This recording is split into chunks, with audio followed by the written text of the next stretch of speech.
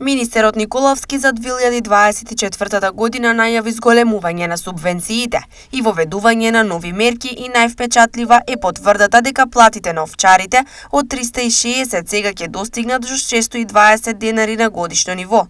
Важно во оваа нова мерка е тоа што се укинува условот тоа да важи за бачилата кои се на висина поголема од 700 метра, најави Николовски.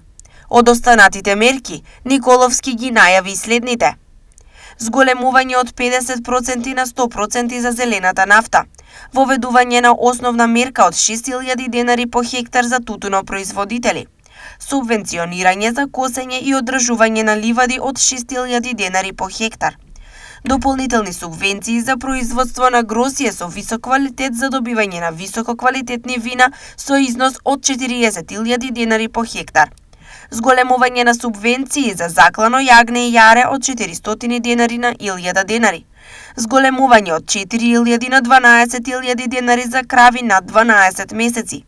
Исто така, за прв пат се воведува мерка која се однесува на корисници на ливади, и тоа ливади кои ги користат за напасување на добиток и секако косење и нивно одржување. Сепак, што овие нови мерки значат за земјоделците, кои се во постојана потрага по подобри услови за работа и поголема валоризација на нивниот труд?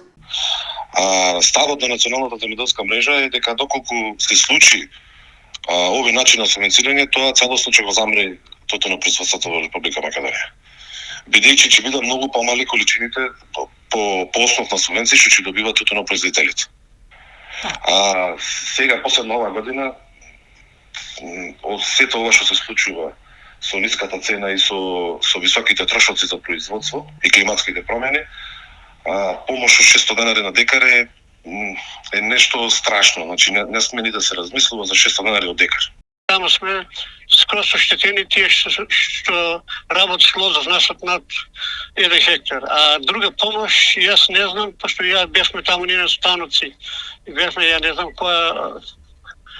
Само тоа е, кој продал, нели, гројзе квалитетно, не знам дали кажал квалитетно, не квалитетно, али за таква најава не сме договорале, нити имаме